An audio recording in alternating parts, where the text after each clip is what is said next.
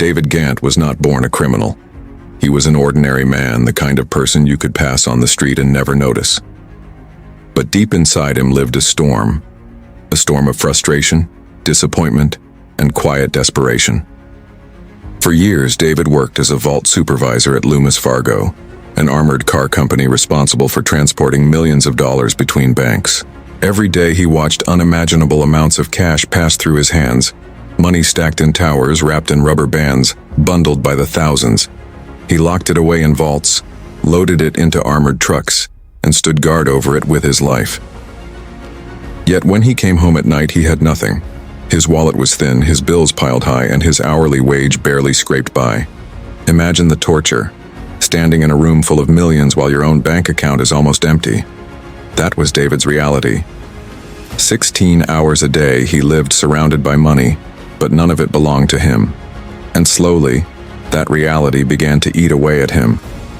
David had once worn a uniform with pride.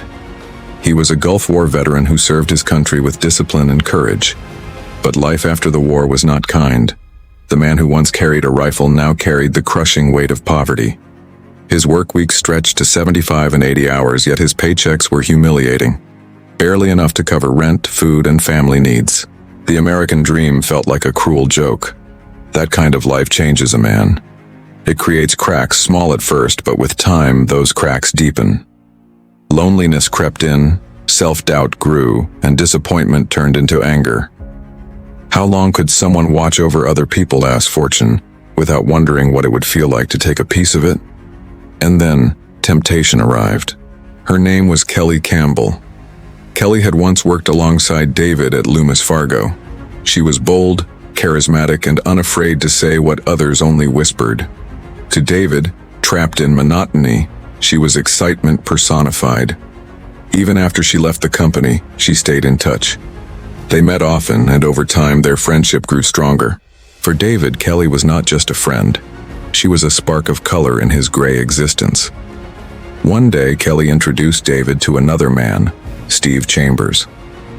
Unlike David, Steve had no discipline, no patience, and certainly no loyalty. He was a smooth-talking schemer who had spent most of his life chasing shortcuts. A petty criminal with big dreams, Steve always wanted more. More money, more luxury, more status. When Steve learned that David was the one who held the keys to the vault at Loomis Fargo, an idea was born. An idea so reckless that even David, desperate as he was, hesitated at first. But Steve was persuasive. He painted vivid pictures of mansions, fast cars, and exotic vacations. Kelly, always by David's side, encouraged him, telling him he deserved better, telling him that the system was unfair. Slowly, their words became harder to ignore. David was like a man standing on the edge of a cliff. All it took was a push, and Steve and Kelly were more than willing to give it. The plan they proposed was simple, almost laughable. On the night of October 4th, 1997, David would stay late at work, lock himself inside the Loomis Fargo vault, shut down the cameras, steal the tapes, and load as much cash as possible into an armored company van. From there, he would drive off into the night, leaving behind everything he had ever known. Once the money was secured, David would flee to Mexico with a small amount, just enough to live comfortably until things cooled down. The rest of the fortune would stay with Steve, who promised they'd split it evenly later. To any experienced criminal, this plan would sound absurd. The risk was enormous, the details sloppy, and the trust between them fragile at best. But David was blinded by poverty, by desire, and by the hope that maybe, just maybe, this was his chance to break free. And so, the plan moved forward. On October 4th, as the clock struck 6 p.m., David sent the last trainee home. The vault was now his responsibility alone. His heart pounded as he turned the heavy key and stepped inside. He disabled 2 cameras, pocketed the cassette tapes, and took a deep breath. But in his nervousness, he missed something crucial. A third camera, hidden in the corner, still recording. Completely unaware of his mistake, David began. He hauled bag after bag of cash, each one heavier than the last. The vault was stacked with over $17 million, mostly in 20s, bundles upon bundles, thousands of notes, endless stacks of green. For more than 2 hours, David worked alone, sweat dripping down his face as he filled the armored van. By the time he finished, he had stolen $17.3 million, making it the second largest cash robbery in U.S. history. The adrenaline overwhelmed him.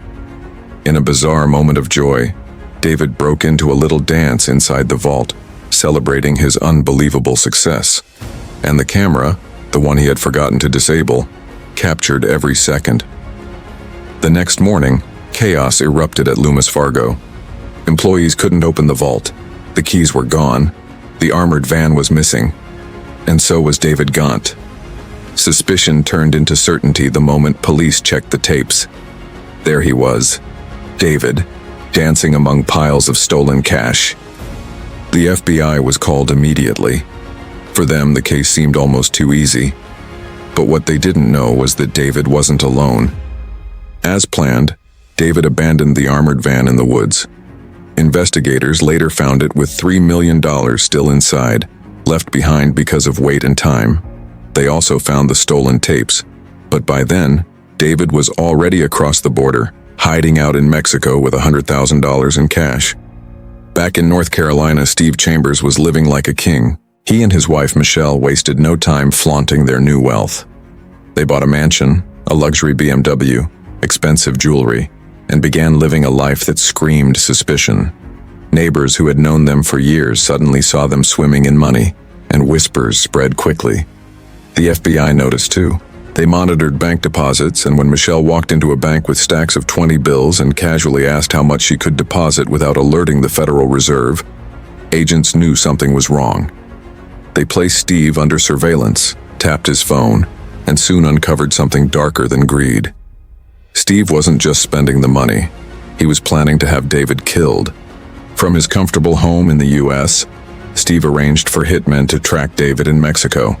His plan was simple: eliminate David, keep the millions, and walk away free.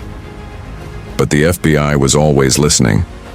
One of Steve's associates cracked under pressure and confessed everything, including David's exact location. On March 1st, 1998, FBI agents stormed into David's hideout in Mexico and arrested him. The following day, Steve, Michelle, and Kelly were all arrested in North Carolina. The stolen money, which had once seemed like the ticket to a better life, was largely recovered, 88% of it returned. The rest had vanished into luxuries that couldn't last. Justice came swiftly.